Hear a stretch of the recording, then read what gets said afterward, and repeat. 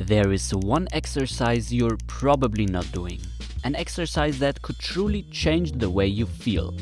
It's simple. So simple that anyone can do it, no matter your age, experience, or physical ability. You don't need equipment. You can do it anywhere and anytime. And no, it's not squatting, not hanging, not walking, not jumping.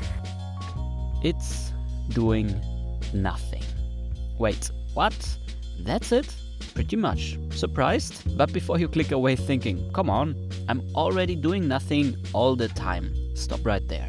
Because what I'm talking about has nothing to do with zoning out or wasting time. It's about integrating moments of non-doing into your daily life and movement practice intentionally. Especially if you're someone who's always busy, constantly creating, moving, chasing ideas.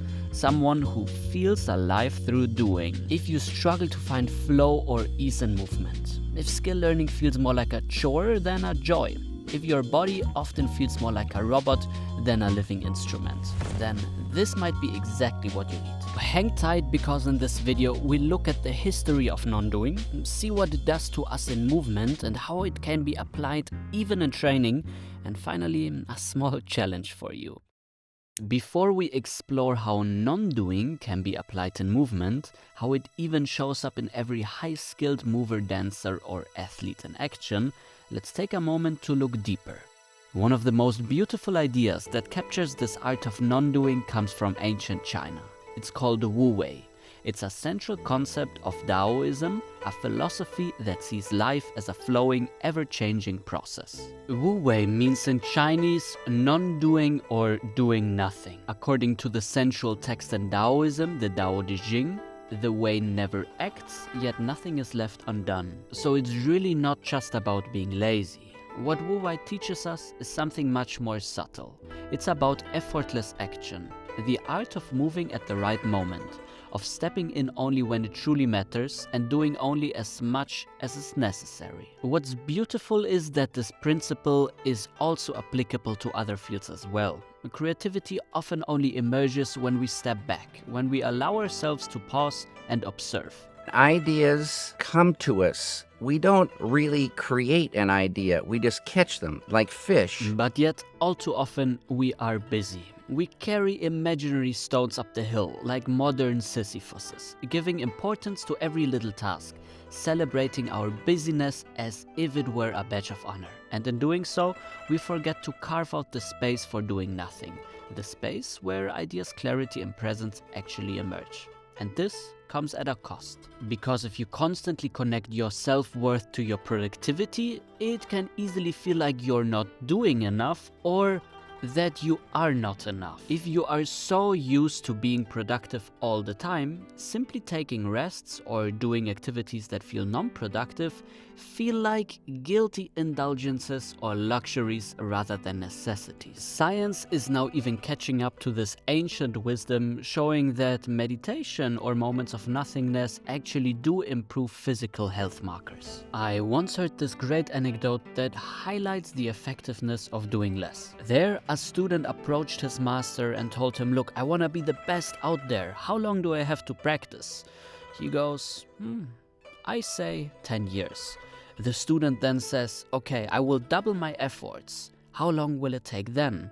The master looks at the student and says, 20 years. So it does seem that doing nothing is actually a surprisingly powerful practice, not just for our bodies, but for our overall well-being. Think about it. How often do we see older people sitting on park benches, just watching the world go by? They seem to have figured something out that many of us have forgotten.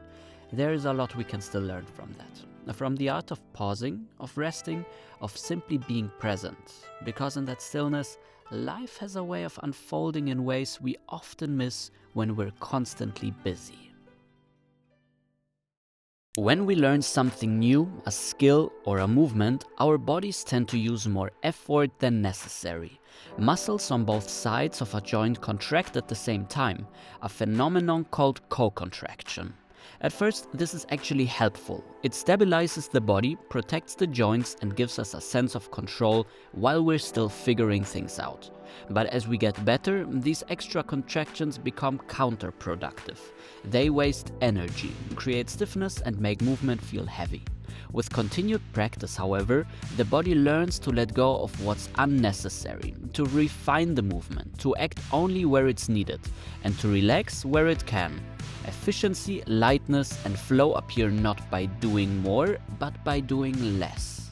We can support this process consciously, by paying attention to how our movement feels, by searching for positions that feel lighter, smoother, and more stable. Let's try something simple. Lie down on the floor and sit up the way you normally would. Now, do it again, but this time see if you can find an easier way.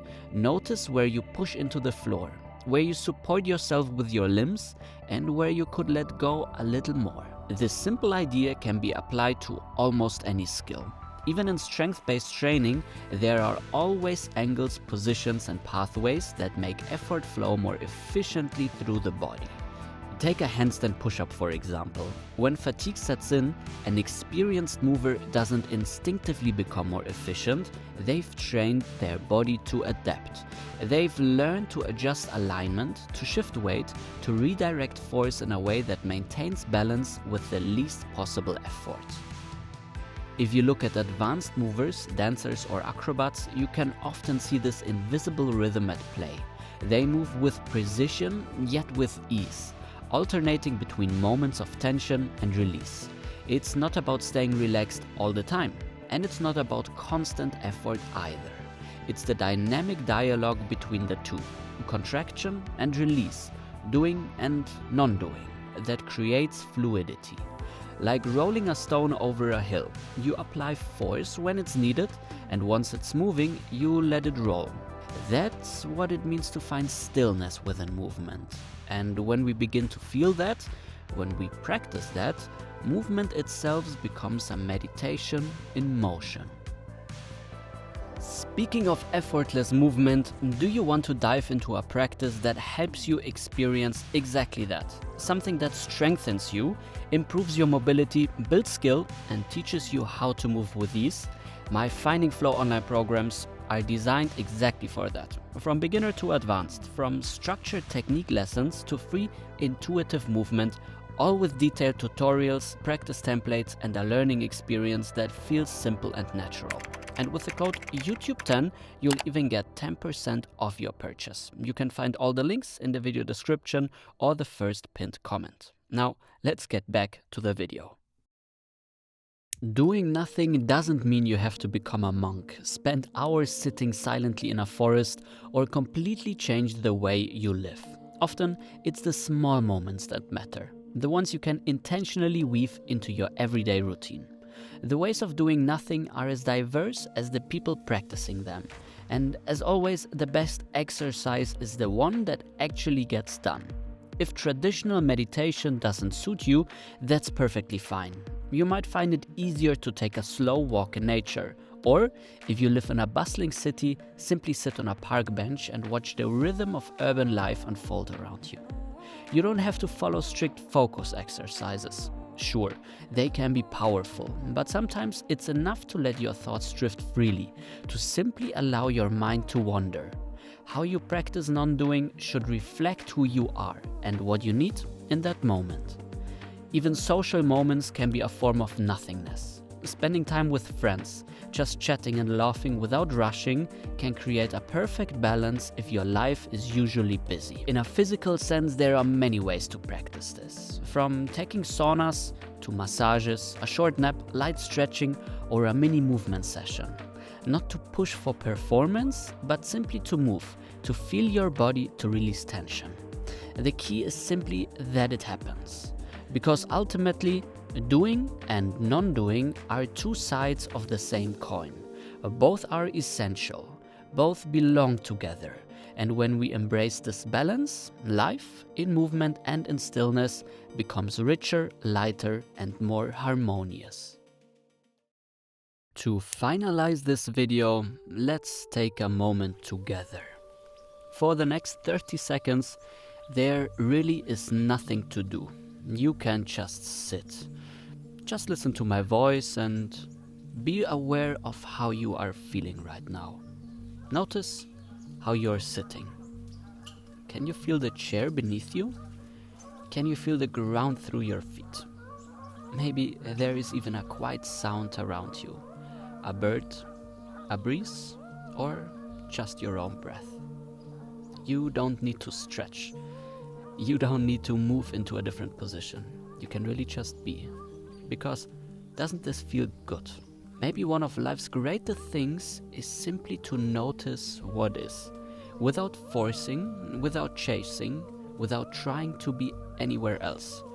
In the words of Wu Wei, it's not about inaction, but about flowing with the natural way life moves, acting in harmony with the world, not against it. To live with the Wu Wei is to let go of control, to let life unfold with quiet trust and graceful presence. If you liked this video, I appreciate a thumbs up. Let me know in the comments and subscribe. Now watch this video to figure out how skill learning actually works and check out this playlist to start your acrobatic journey.